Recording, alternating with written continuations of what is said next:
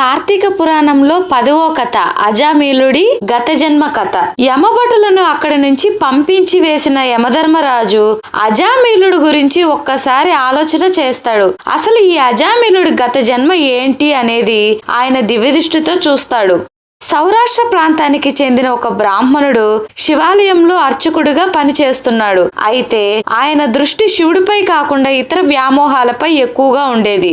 ఆకర్షణీయమైన రూపం కలిగి ఉండటం వలన అహంభావంతో ఆయన మిడిసిపడుతూ ఉండేవాడు. ఆచార వ్యవహారాల కంటే ఎక్కువగా విలాసవంతమైన జీవితానికి ప్రాముఖ్యతను ఇస్తూ ఉండేవాడు. పరశ్రీ వ్యామోహం ఆయనను వెంటాడుతూ ఉంటుంది. ఇక అదే ఊళ్ళో ఒక పేద బ్రాహ్మణుడు ఉండేవాడు. ఆయనకి పూట గడవడమే కష్టంగా ఉండేది. ఎంతో భారంగా ఆయన రోజులు గడుపుతూ ఉంటాడు. భర్త అసమర్థత కారణంగా ఆయన భార్య దృష్టి పరపురుషులపైకి వెళ్తుంది. ఆర్థిక పరమైన ఇబ్బందులు కూడా ఆమె చెడు మార్గంలో నడవడానికి కారణమవుతాయి. ఒక రోజున భర్త ఆ పూట భోజనానికి అవసరమైనవి తీసుకొచ్చి త్వరగా వంట చేయమని చెబుతాడు. పరపురుషుల ఆలోచనలతో ఉన్న ఆ ఇల్లాలు ఆయన మాటలను వినిపించుకోదు. అసలే ఆకలిగా ఉన్న ఆయనకి విపరీతమైన కోపం వస్తుంది. దాంతో ఇద్దరి మధ్య గొడవ జరుగుతుంది. ఇక అలాంటి ఆమెతో కలిసి బ్రతకడం అర్థం లేదని చెప్పి ఆ బ్రాహ్మణుడు ఇల్లు వదిలి వెళ్లిపోతాడు. భర్త అలా వెళ్లిపోవడంతో ఆ భార్య తనకి మంచి స్వేచ్ఛ లభించినట్టుగా భావిస్తుంది.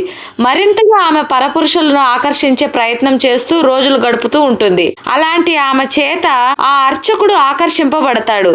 ఏ తోడు లేకుండా ఒంటరిగా ఉన్న ఆమెతో కలుస్తాడు. తర్వాత ఆ స్త్రీ తన తప్పు తెలుసుకుంటుంది. తాను అలా చేసి ఉండకూడదని అనుకుంటుంది. ఇల్లు వదిలి వెళ్లిన భర్తను బతిమాలి ఇంటికి తీసుకొస్తుంది. అయితే ఆమె శివార్చకుడు చేసిన పాపం మాత్రం వాళ్ళని విడిచిపెట్టలేదు.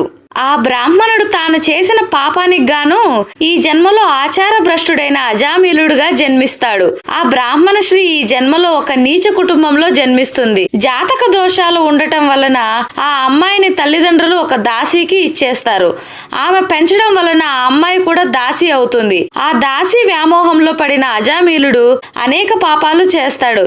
ఇలా ఎన్నో పాపాలు చేసిన అజామిళుడు చివరి నిమిషంలో నారాయణ అంటూ తన కొడుకును పిలుస్తాడు. ఆ నామమే ఆయనను కాపాడుతుంది. అప్పుడు అసలు విషయం యమధర్మరాజుకు అర్థమవుతుంది. ఇలా ఈ కథ ద్వారా విష్ణునామ స్మరణ ఎంత గొప్పదనేది జనక మహారాజుకి వశిష్ఠ మహర్షి చెబుతాడు.